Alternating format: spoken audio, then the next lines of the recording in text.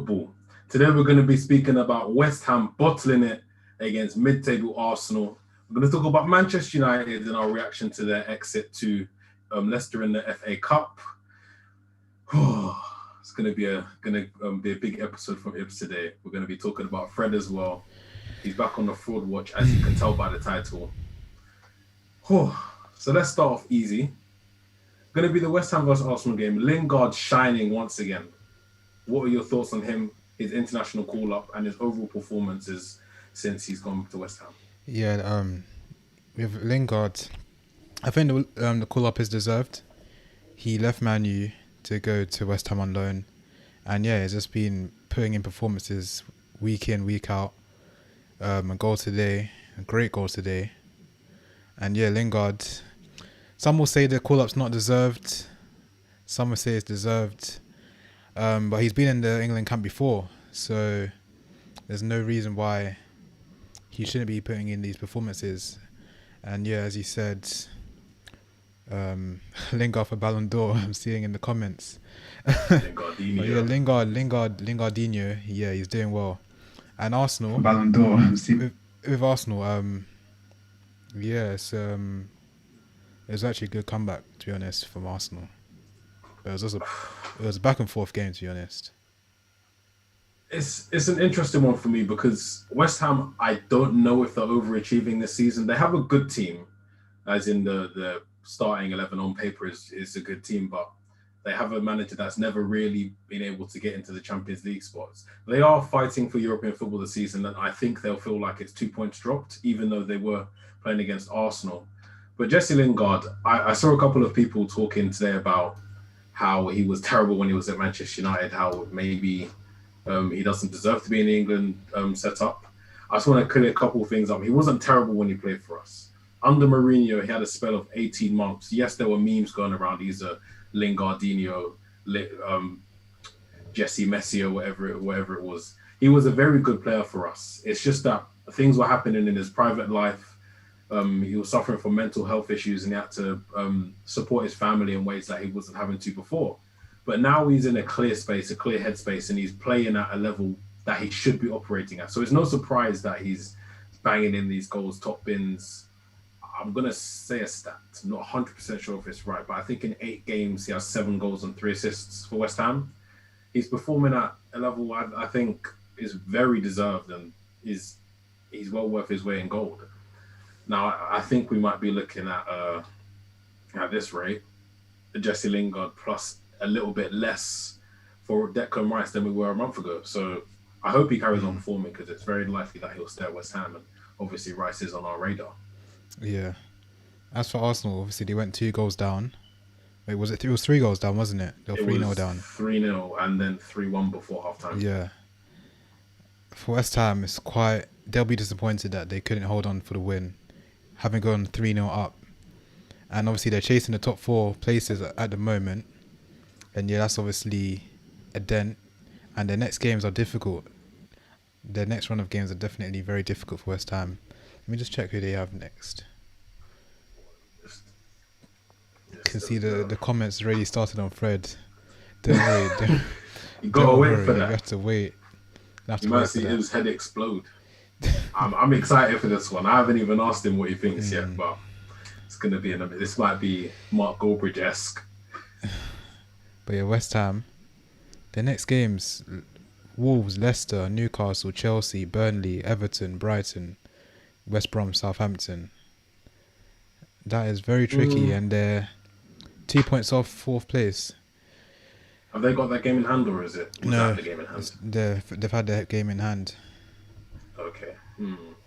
You see, everyone, it's the Premier League. You could say any team in the league, bar Sheffield United and West Brom.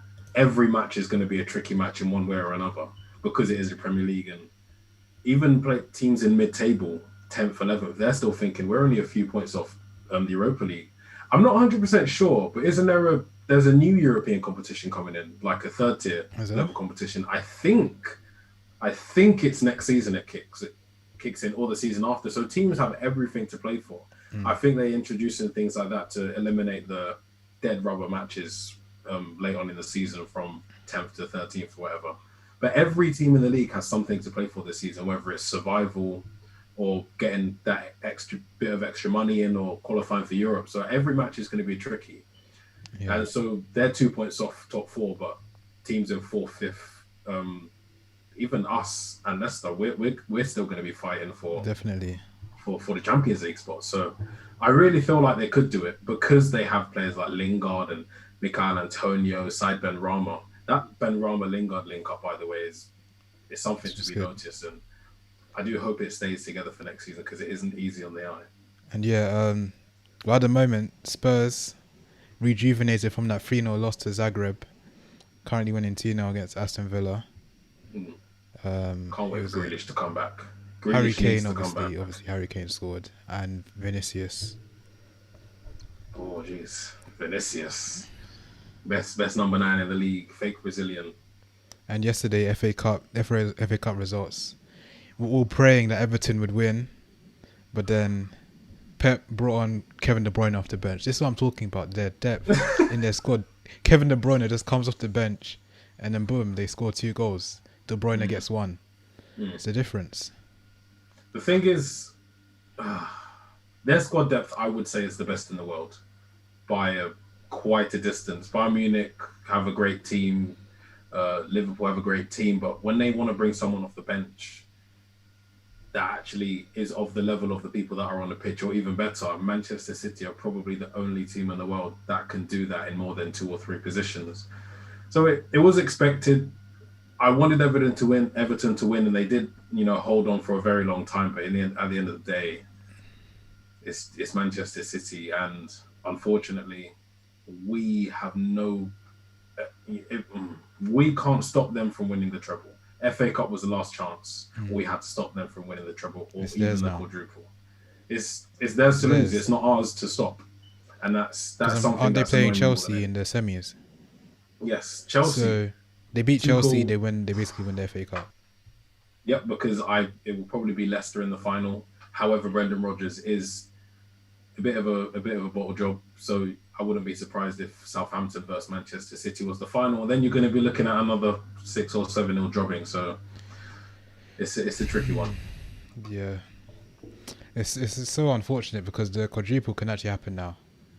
We were the team to potentially stop City, and now it's looking like it could happen. I don't want to say it, but I have to say it because it's reality. Yeah, I don't think you should say it. You're speaking it into existence. Anything. I'm not a superstitious person or whatever, but I'm not even mentioning those words because I don't want them to happen. Because goodness gracious me, if it happens, it's they're not ruining football, but it's not organic. I'll say that. But yeah, relegation battle, Brighton Newcastle. That was a big game yesterday for the obviously relegation. Brighton won 3-0. Our old boy Danny Welbeck on the score sheet. It was a nice goal from outside the box. I don't know if you saw it, but Danny Welbeck. Honestly, Danny Welbeck was good. All 3 of those goals were amazing. Yeah. They weren't. Brighton played good weird. football. Yeah, Graham Potter's a good manager, and I think it might have been somebody in the comments or you saying that he could potentially be an England manager. If he took that style of play away from Brighton and put it in a team like Tottenham or even Arsenal or someone like that, you could genuinely see him challenging for maybe a minor trophy at first, working his way up, getting better players in, and making some sort of a push because he's a very, very good manager. He's applied his trade across Europe, I think. I can't remember what country he was in, but he's very good. I do like him quite a lot. Yeah, and obviously the Fulham, they lost on Friday against Leeds. Yeah. I think they're relegated. It's on. There's a few games left. I think they will stay up. They have very good players in their team. They have bright sparks like Loftus-Cheek and Ademola Lookman, even Cordova-Reid. And Scott Parker is a good manager. Even Pep Guardiola was praising him before their match against Manchester City a couple of weeks ago. So I wouldn't write Fulham off. Ainsley says he's late to the stream. Don't worry. You haven't missed anything. You haven't missed much. But yeah, Fulham are going to get relegated. Fred deserves a statue outside Old Trafford. Don't look. Best pivot in the league I'm seeing from. I think that's when you were talking about Declan Rice. or was Yeah, that? who was Oh, that about? Because I don't know, I but don't know if they've been joking about Fred or. yeah, I hope that's not Fred. But yeah, the game today. If you, as you guys can tell, I'm a Crystal Palace fan. Zaha's the best in the league, and Andre Ayew is the most underrated striker. He's my Ghanaian prince. No affiliation to Manchester United today after that shocking, absolutely shocking performance. I mean, we can start with the lineup.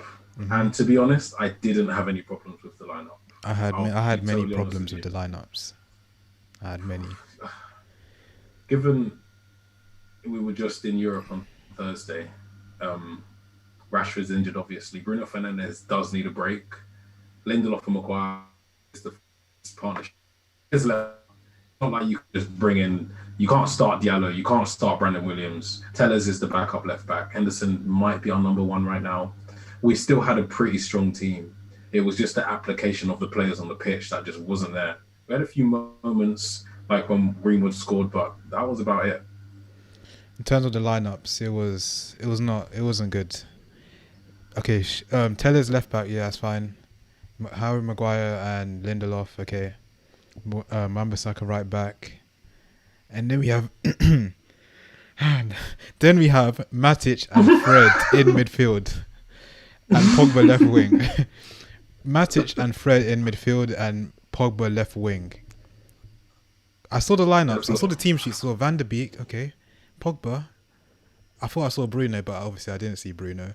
And then I'm thinking, yes, this is a good team. It's a nice team. And then I see Pogba left wing. Why is Fred and Matic getting prioritised in midfield over Pogba? Okay, Pogba did get an assist from the left wing. Fair enough. Yeah. But overall, we got dominated in midfield. Yeah. Van der Beek in number 10 is obviously not Bruno, and he hasn't found his feet yet at Man U. And Matic, he is done. He can't run. He can't run anymore. Fred, I said this to you when we played after the AC Milan game. In Europe, his touch, everything is perfect. I said to you, watch on Sunday when we play Leicester.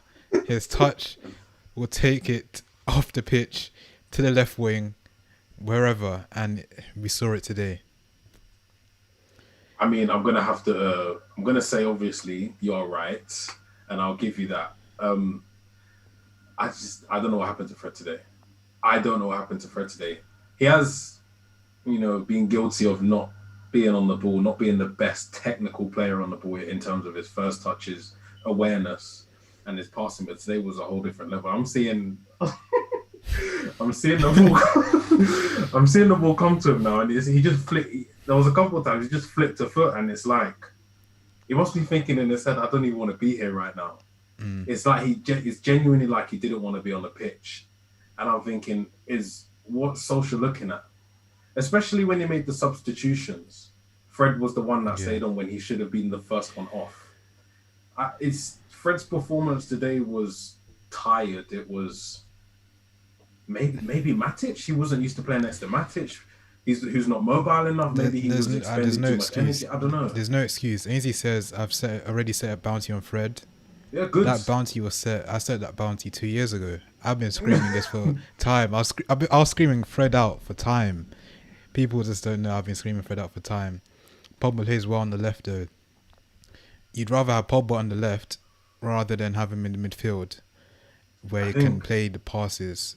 I don't think that was the greatest option today. I thought, obviously with the subs, I was thinking, yeah, McTominay's coming on, Cavani's coming on, Bruno's coming on. It's going to be perfect.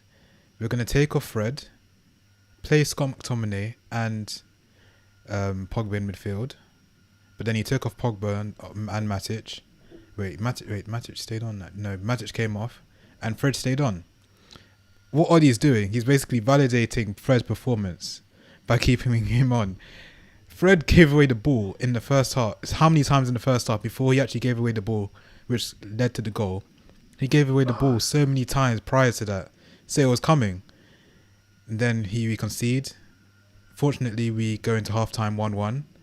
So maybe Ollie's like, okay, Fred, unlucky, but we're going to keep you on. Let's see what you can do. And then you keep him on for the whole game. He For took the him whole off for game. Diallo in the 85th minute. What? 5 minutes, 3-1 down. It's too late. Bring on Diallo. What's the point? There's You actually no see, point. He just... Ollie doesn't think. I don't get it. He doesn't think. with Solskjaer, he's a man manager. I think that's what his biggest, plus sign is. He's very good at keeping players happy and putting an arm around someone. Only reason I think he kept Fred on the pitch was he knew he was having a bad game. But Fred's a player that needs confidence to play well when he does. I think he kept him on just to try and say, like, look, I know you've made a mistake, but you're still someone that I believe in. That's the only thing I can think of. I'm trying to make excuses for Ollie right now, but the substitutions, I'm just going to say what I think they should have been. I think obviously Fred should have come off and Pogba should have slotted into the defensive midfield role next to McTominay. So Matic and Fred both off. McTominay comes on for Matic, and Pogba goes off for Fred, and Cavani comes off for Fred. So then Cavani goes up front, Martial on the left. I would have moved Van der Beek on the right. No, Van der Beek would have and come taken off. I think I would have taken off Greenwood. I'm not gonna lie. I wouldn't have taken off Van der Beek. I won't lie, because I think he's in the same boat as Fred. He needs confidence. You can see he's a good player. There was one moment in the second, I think it might have been the first half, where he got the ball, he was looking for a pass, and nobody moves for him.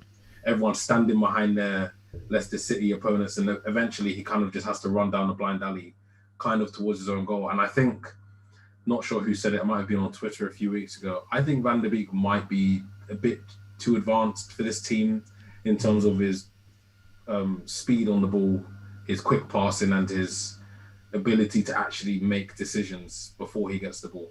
Because I just can't see the players on the same wavelength as him, if I'm totally honest with you. And I think that might be why he doesn't get on the pitch a lot, or one of the reasons why. Because he's an elite level player. And it pains me. You say Ollie's a great man manager, but if you're seeing Fred take so many poor touches, and it's like been only like 30 minutes of the game, so many bad touches. There's not even any fans. There's no atmosphere in the grounds. There's no one putting you off. There's literally no one. It's just you and your other 10 teammates, and it's 11 other players. And he's there taking bad touches. You can't complain about the surface of the ground, best conditions, Premier League. Just basics. Maybe tomorrow at training needs to stay behind an extra hour, kick the ball against the wall 100 times until his touch is good. Those are the basics. You're a Premier League footballer. Why can't you just control the ball? I'm trying to be the devil's advocate here, innit? I think he's tired. I'm struggling to find an excuse for him, because you're right, he's a Premier League footballer. A League 2 footballer should be able to control the football, look and pass without making an error. But Fred, 52 million, he's an experienced international European footballer, and he's starting for Manchester United in midfield. After putting in a performance like that, if he starts the next game, I'm not sure. We just have to drop everything. If he starts the next game, who starts the next game? If he starts the next game, the next episode is going to be a nice episode. So it's going to be a great episode. If he starts the next game. But you know what? I was going to say a couple minutes ago, we don't see a lot of Solskjaer on the side. The camera, cuts to him a few times a match. But remember when he took that shot against whoever it was, and it went wide, and Ollie's there. Against Chelsea. All of that stuff. When Fred makes a couple good passes, when he plays it through the lines, Ollie's probably thinking, yeah, this is what you can do. And he must not see the 8 or 9 attempted, failed passes, bad touch. He must not see that. Because we have Carrick. It's not like we have Carrick right there. Yeah. Right there. We have Darren Fletcher, technical director now. He's been there for a while. Michael Carrick was one of the best players in his position for over half a decade. You cannot, no one can sit there and tell me or any Manchester United fan that Michael Carrick, the Michael Carrick, is okay with what Fred is doing on a weekly basis. I think this goes beyond Ollie and the management team. I think this goes to the board and the fact that we've needed a centre defensive midfielder for seasons now, not just in the last window or two. We've needed him for a good few seasons, and Fred is the best we have as a genuine defensive midfielder. I think this goes up to the board. This is their doing. This is them not buying an adequate replacement. So you're having to stick with Fred as genuinely the best CDM we have. That's why he starts every match. That's why Ollie doesn't bring him off, because it would be nice to see. I'm going to contradict myself from probably about a month ago.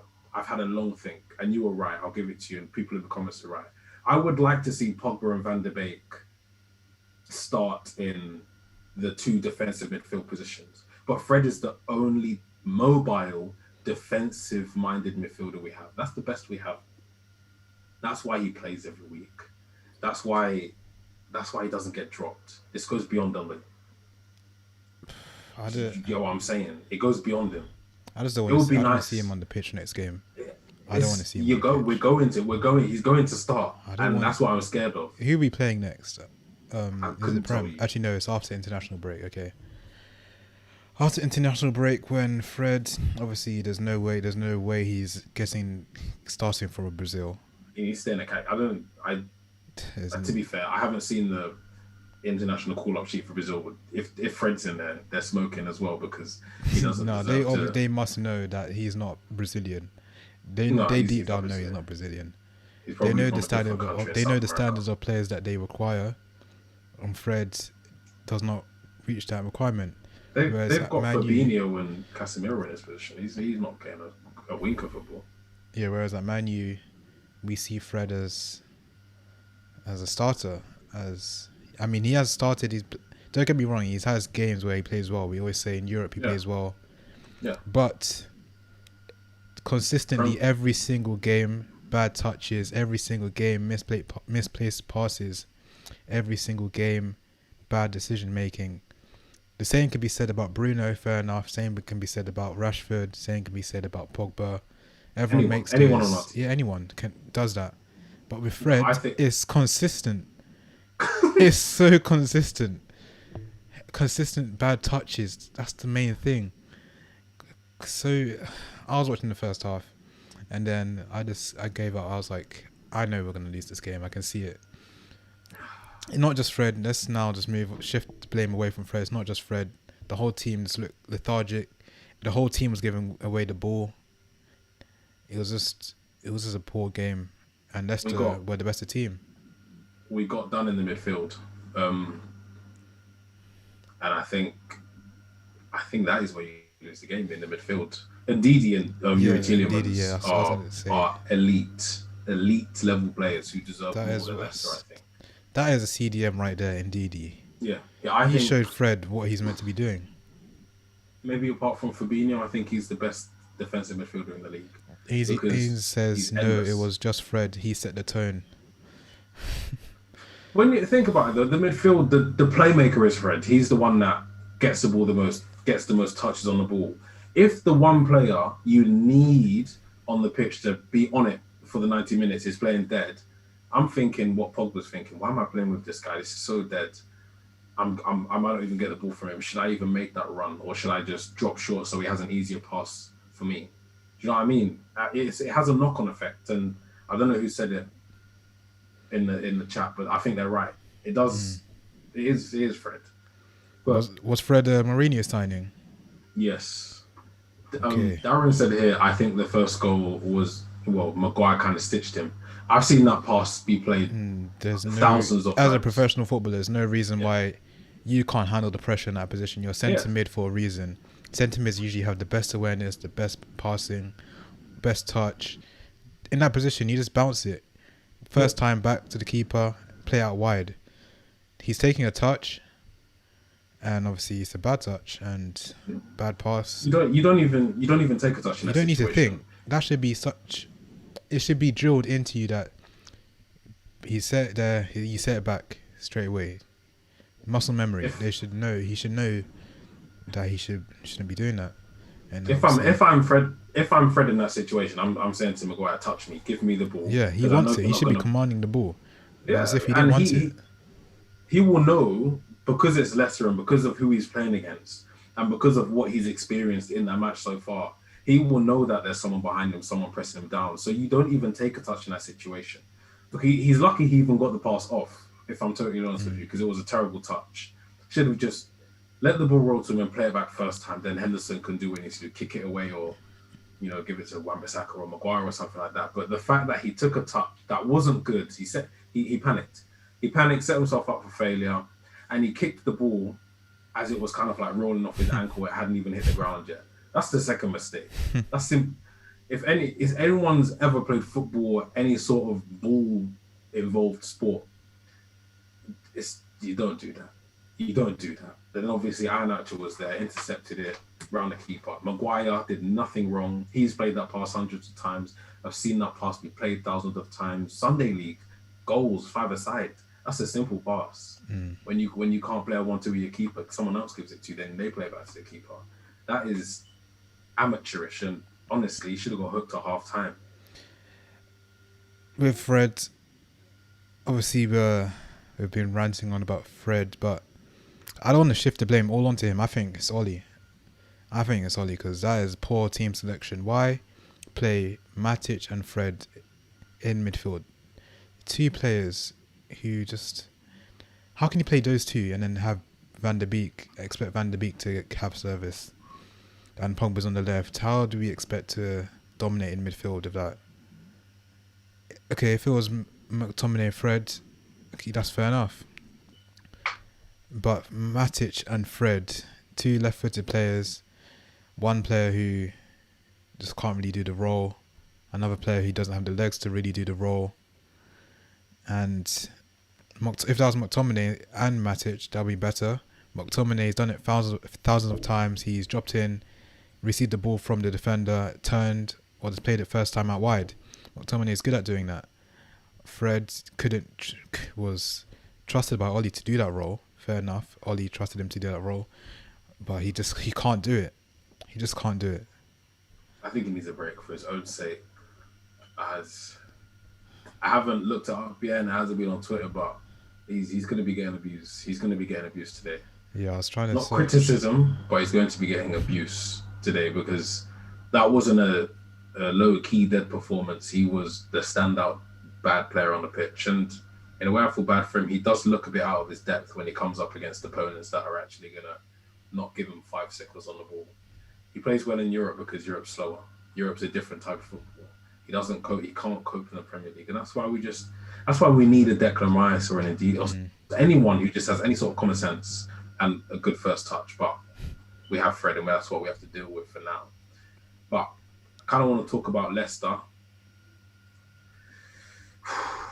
I mean, if they're beating us like that with a strong team on our part, do you think they can catch us in the league? Because league, our confidence might be knocked after that. We just beat AC Milan. As long as we get top 4, that's how I feel. No, you can't sell. You're sounding like the Glazers right now. As long as we get top, we need to be pushing. We need to be putting pressure on Manchester City. So every time I get hope, for the last 8 years, every time I get a bit of hope, every single time I get my hopes up, they go back down. Every single time. We were beating Leipzig, was it 5-0, Champions League, Rashford hat-trick. A few weeks later, knocked out by Leipzig. Now, it was the Başakşehir this week, match. just beat AC Milan, one of the favourites for the Europa League. We'll beat Man few days City later, as well. Man City, a few days later, we're not to the FA Cup. This is what I mean. This is why I get my hopes up every single time. Every single time, and this is what happens with the team. Because we have players. The manager, yeah, we're not going to have the best manager in the world because, one, they're not available, and two, he's managing Manchester City. Ollie's tactics, he does have tactics, and yes, they do work a lot of the time because we're second. We're going far in the Europa League, and we're not second by accident. It's the players. Martial's inconsistent. Fred is inconsistent. Matic and McTominay are good enough. Cavani's injured half the time. He's looking like he wants to leave, so I don't think he's going to be getting selected as much. Maguire's inconsistent. Lindelof, we don't have the only player in our team that is consistent is Bruno Fernandes and Luke Shaw. And even Bruno Fernandes, we're starting to see a few question marks. But maybe we can blame that on fatigue. The players need to hold some responsibility because it's all good and well after a bad showing out saying, oh, man, we can do better in the next match. We didn't play well today. Do something about it. I could punch you in the face and be like, oh, I won't do that next time, but I'll do it again 5 minutes later. It doesn't make a difference unless you change what you're doing, adopt a better mentality, and actually go out there and show that you want to win the game. Because we didn't even look today like we wanted to press or to win. We're 3-1 down and we're passing it backwards. Like it's things like that. And it's not just today. This has happened so many times over the past 8 years. And that's why I say it's not Ollie. I don't think this is Ollie. I'm literally on the fence with this. I don't know. One day I can think, okay, it's the players. It's definitely the players. We don't have players who are good enough. The Glazers haven't helped Ollie. They haven't got the players he needed. And then the next day I'm like, this is definitely Ollie's fault. How can you set out a team like that? Or how can you do this? How can you do that? So like today, the lineups, okay, we went in 1-1 at half time. And then we go down. You bring on 4 subs at one time, but it's not the right subs. You keep on Fred. And then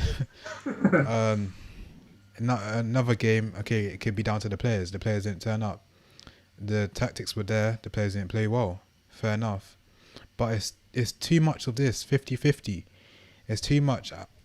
And I just don't know where I'm at personally, whether it's Ollie out or if it's the players. I just don't know where I'm at personally, because there's just sometimes it's not down to the players, sometimes it's down to the management.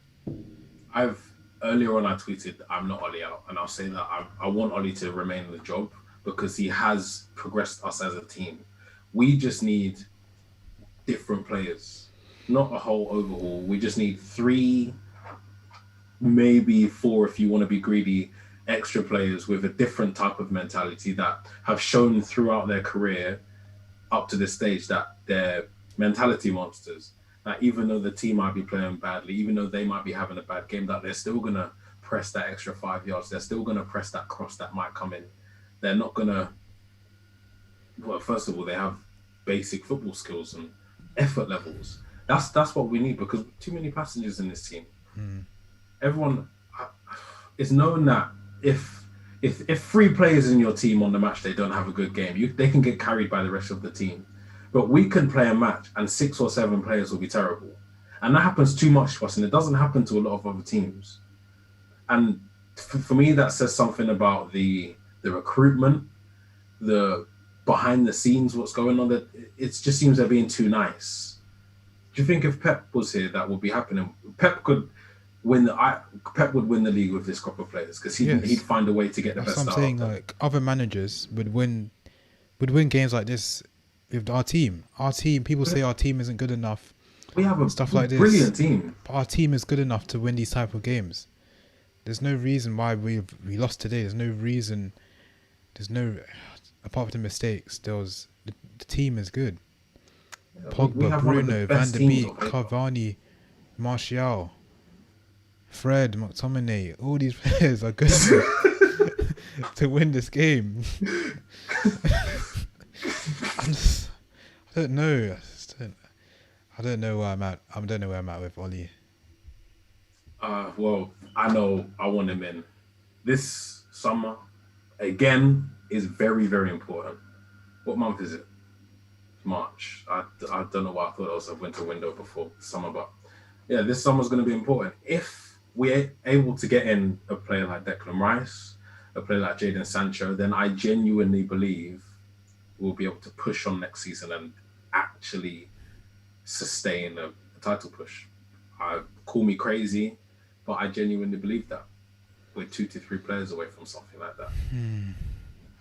I think there's more. There's so much more work to be done. So much more. We can say 2 to 3 players. We can get a Haaland. We can get a Sancho. We can get a CDM. But I mean, we just have to wait and see. We don't know how Ollie will cope with all these players. I mean, we've got him, Van der Beek. He doesn't play. I mean, if we get more players, are they going to play or is it going to favour Fred? We getting Declan Rice. He's starting. Ricey on the bench, mate. Rice on the bench. I would even try and think, how are we going to get Fred out of this club? Someone has to go. Fred has to go. Just got a new contract. Fred definitely has to go, but he's not going to go. I could see someone like Fiorentina coming for Fred. He would suit Serie A perfectly. They get about 20 seconds on the ball. Stuart. You're a Manchester United fan? Is he for Man United? Yeah. Arsenal in disguise. I can't argue with people who say Oli out. I can't really argue with them because they have valid reasons, but the main thing that Oli inners would say is he hasn't got the players or the personnel. Yeah, and that's true because he hasn't been backed in the correct way. He doesn't get his first choice. And when any manager doesn't get their first choice, they have to change what they want to do. And I think that's normal. If you want to say you're Oli out, as you said, there's perfect reason as to why they would say that. But if you want to say Oli in, there's also perfect reason as to why you would say that. We perform better, we do better. There's a better mentality around the club. As a fan, I'm more positive now. 2 years ago, I didn't want to watch Manchester United play. It used to be a chore. But now I can't wait to see Manchester United play, even though we could potentially get beaten 3-1 by Leicester and have to watch Fred for 85 minutes. Do you know what I mean? So there's equal arguments. We just have to go for the Europa League now. If we don't win the Europa League, then I would say all eggs in one basket. All eggs in Europa League basket. Maybe apart from one egg, put that one egg in the Premier League because you never know. Manchester City might slip up. No. All they have to do is lose 3 games. We just have to win. If we win all of our remaining games and Manchester City lose 3 games, they could draw another 2. Pressure. That's our title. It's our title. I'm telling you now. I'm Mr. Optimistic. I'm the all things football version of Ty. That's what I am. I want that Premier League, but all our 99% of our eggs, I would say, have to go into the Europa League basket, and that means I want the Europa League and finish 4th. I'd take that. I don't want to finish 4th. I want to finish 2nd or 1st. If we, I said this to my friend earlier, we're gonna go. We will knock Granada out, but we're going to make it harder than it should be. Yeah, of course. It's going to be squeaky bum time in the second leg in the 70th minute because Soldado is going to bag a brace and we're going to have to score a last minute goal. That's the way we do it. That's the way Manchester United operate. And we've always operated like that, you know. So it's going to be a spicy into a decent season. But yeah, Tottenham just beat Aston Villa 2-0. And expected, I think. Was Grealish back for that game? Pardon? Was Grealish back for that game? I don't think he was back. They're getting relegated without him next season, by the way. Yeah, Grealish was out. They can't function without him. Grealish was out. Without Grealish, Aston Villa are just the team that got promoted and the team that struggled to survive in the Premier League. And it's a shame, but it just goes to show how good of a player he is, and which is why I'd take him at Manchester United in a heartbeat. Imagine bringing off Grealish on the bench. Imagine taking off Fred and bringing on Grealish. That'd be the best. With one single pivot. One pivot in the midfield. Ndidi or Declan Rice. I'd take Ndidi. I think Ndidi would be cheaper. Than Declan Rice? Yeah. I don't think so. Ndidi, we bought first of all, Harry Maguire came from the same club. 80 million.